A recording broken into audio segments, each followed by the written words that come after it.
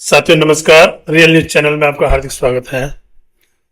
आज supreme court में बिहार की वोटर लिस्ट की जो SIR चुनाव आयोग कर रहा है उसके ऊपर सुनवाई की डेट थी, जिसमें सुनवाई के दौरान दोनों पक्षों की काफी बहस हुई।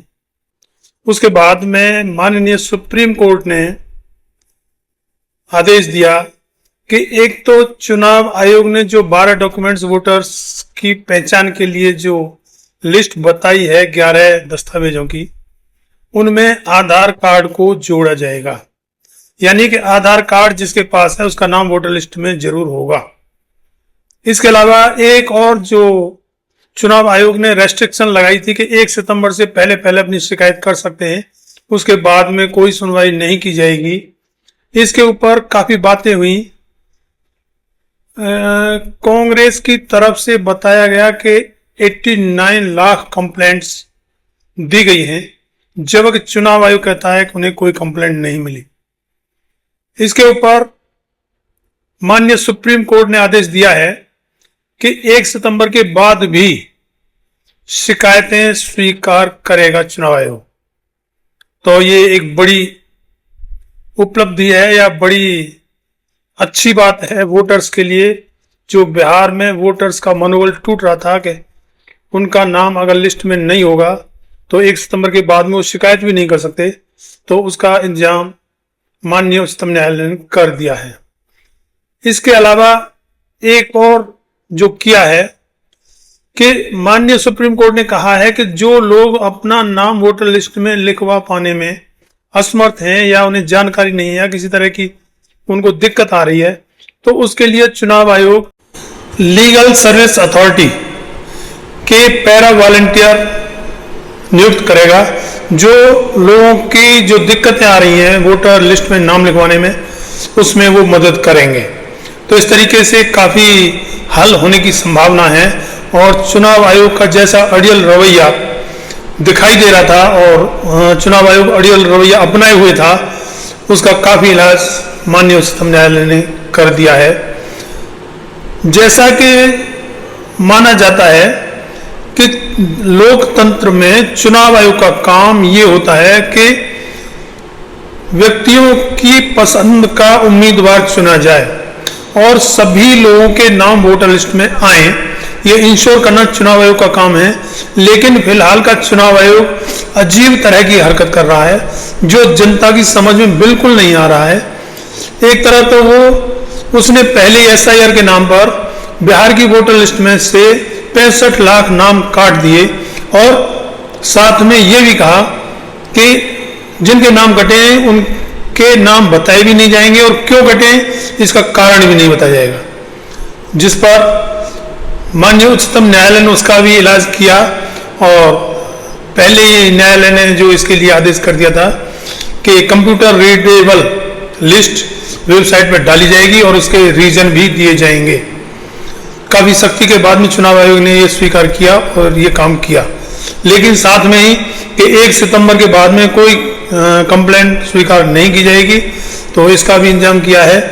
इस चुनाव आयोग का रवैया अपने आप में बड़ा ही अजीब है। राजनीतिक पार्टियां computer readable list voter list मांग रही हैं, लेकिन वो दे नहीं रहा। बड़ी अजीब सी बात है कि राजनीतिक पार्टियों को कंप्यूटर रीडेबल वोटर लिस्ट देने में चुनाव आयोग को दिक्कत क्या है, जबकि चुनाव आयोग का काम पारदर्शिता से होना जरूरी होता है। लोकतंत्र में चुनाव ही लोकतंत्र का सबसे पहला काम होता है कि अगर लोग अपना प्रतिनिधि ठीक ढंग से नहीं चुन पाएंगे या उनमें से वोटर लिस्ट में से नाम काट दिए जाएंगे या फर्जी वोटर उसमें जोड़ दिए जाएंगे, तो सही व्यक्ति का चुनाव कैसे हो पाएगा। लेकिन चुनाव आयोग इतनी हठ धर्मिता दिखा रहा है जिसका कोई ठिकाना नहीं और लोकतंत्र में ये एक्सेप्टेबल है भी नहीं। दूसरी तरफ चुनाव आयोग पारदर्शिता से पता नहीं क्यों डर रहा है। हालांकि कांग्रेस पार्टी या अन्य पार्टी भी और राहुल गांधी की तरफ से आरोप लगाए जा रहे हैं बार बार कि चुनाव आयोग भारतीय जनता पार्टी के साथ मिलकर भारतीय जनता पार्टी के लिए काम कर रहा है, और वो दिखाई भी दे रहा है, क्योंकि पारदर्शिता रखने में चुनाव आयोग को दिक्कत क्या है।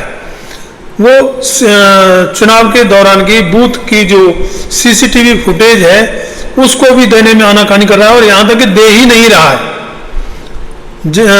पंजाब हाई कोर्ट द्वारा आदेश करने के बावजूद चुनाव आयोग ने सरकार के साथ मिलकर ये नियम ही बना दिया कि ये सीसीटीवी फुटेज किसी को दी ही नहीं जाएंगी, और साथ में उन्हें 45 दिन के अंदर अंदर डिस्ट्रॉय करने की भी बात कह रहा है। तो ये सब वो क्यों कह रहा है? और लोकतंत्र लोक लाज से चलता है, लोगों में काम सही होना चाहिए लोगों के सामने, और वो सही दिखना भी चाहिए। यही तो लोकतंत्र है, यही तो पारदर्शिता है। लेकिन पारदर्शिता से चुनाव आयोग इतना घबराता है कि सीसीटीवी फुटेज देने के नाम पर उसने प्रेस कॉन्फ्रेंस में ये बात कही कि माँ बहू बेटियों की जिसमें फोटो हैं वो वीडियो क्या किसी के साथ में शेयर की जा सकती हैं? अरे भाई, शेयर करने में दिक्कत क्या है? बूथ की सीसीटीवी फुटेज है, वो किसी के बाथरूम की या किसी के बेडरूम की सीसीटीवी फुटेज थोड़ी है। लेकिन बड़े अजीब तरह के तर्क दे रहा है जो किसी के भी गले नहीं उतर रहे। तो इस तरीके से चुनाव आयोग ने, हालांकि प्रधानमंत्री जी ने चुनाव आयोग या चुनाव आयुक्त इस ढंग से चुने होंगे कि आगे की दिक्कतें कम से कम हों, कि जैसा कि हर आदमी की सोच होती है कि चुनाव का काम ये चुनाव आयुक्त ज्ञानेश कुमार देख लेंगे और कम से कम दिक्कत आएंगी। लेकिन ज्ञानेश कुमार ने चुनाव आयुक्त बनने के बाद में इतनी प्रॉब्लम खड़ी कर दी है कि सत्ताधारी पार्टी भारतीय जनता पार्टी और उसके वरिष्ठ नेताओं को जवाब देना भारी पड़ रहा है।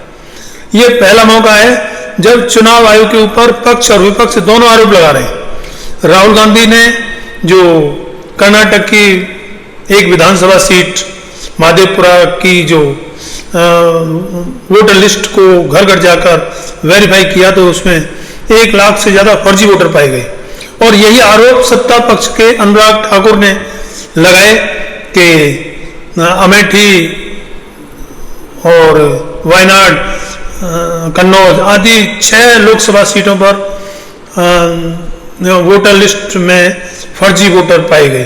तो ये पहला मौका है जब चुनाव आयोग के खिलाफ पक्ष और विपक्ष दोनों आरोप लगा रहा है और चुनाव आयोग उसको सुनने को तैयार नहीं है। जबकि जिस तरीके से राहुल गांधी ने कर्नाटक की विधानसभा सीट में जो फर्जी वोटर जोड़े जाने की जो बात बताई थी, उस बात के सामने आते ही चुनाव आयुक्त का फर्ज था कि वो प्रेस कॉन्फ्रेंस करता और वो जनता के सामने कहता कि राहुल गांधी जी ने ये चीजें ढूंढी हैं तो उनके लिए धन्यवाद, अब हम इसका उच्च स्तरीय लेवल पर जांच करवाएंगे और दोषी पाए जाने वाले लोगों के खिलाफ सख्त कार्रवाई करेंगे। ये तो बनता था चुनाव आयोग का काम, और जिससे जनता में उसका विश्वास बना रहता, साख बनी रहती। लेकिन चुनाव आयोग ने किया क्या कि राहुल गांधी इसको एफिडेविट पर दें। अरे भाई, उन्होंने जब ये चीज गलती पकड़ी है, खामियां पकड़ी हैं, तो खामियों के लिए एफिडेविट की क्या जरूरत पड़ गई?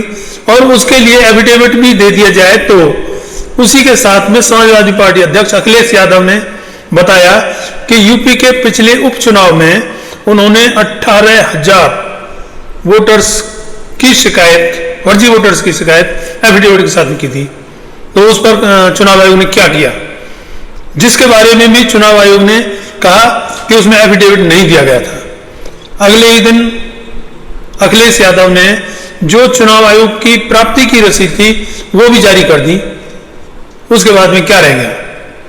तो चुनाव आयोग इस तरीके से हरकत कर रहा है जिसको कोई भी नहीं समझ पा रहा है क्यों कर रहा है, कैसे कर रहा है। हो सकता है वो एक पार्टी से मिलकर वो काम कर रहा हो, लेकिन फिर भी कोई शर्म लिहाज कुछ तो होगी, कोई तो कानून होगा। वो चुनाव आयुक्त ज्ञानेश गुप्ता वैसे भी रिटायर्ड IAS अफसर हैं, इतना तो दिमाग और लोक लाज उन्हें रखनी ही चाहिए या होगी ही कि सामने से जो शिकायतें आ रही हैं उनका निराकरण कुछ तो करे।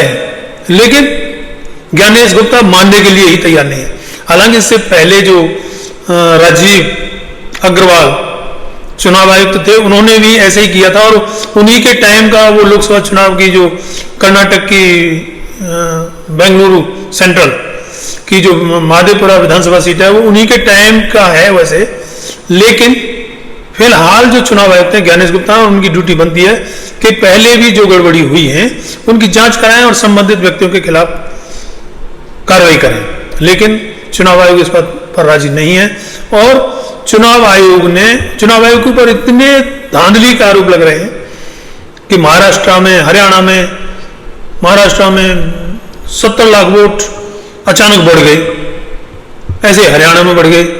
उसके बाद में जब उस पर हंगामा हुआ तो बिहार चुनाव से पहले अचानक 24 जून को SIR करने का आदेश कर दिया, जबकि किसी भी राज्य की वोटर लिस्ट की SIR करना है, गहन परीक्षण करना है, तो उसके लिए 1 साल के करीब समय चाहिए, तब वो हो सकती है।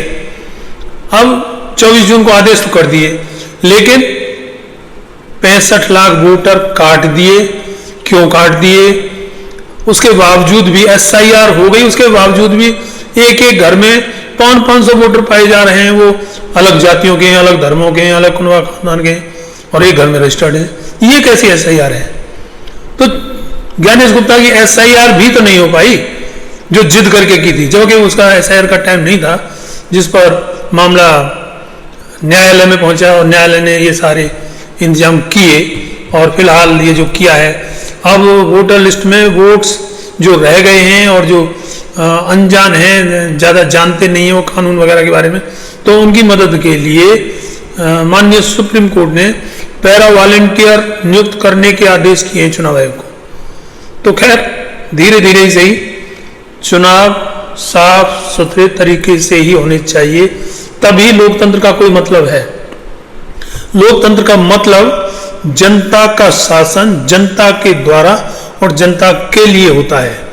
उसमें चुनाव आयोग मालिक नहीं है, वह चुनाव आयोग जनता का नौकर है।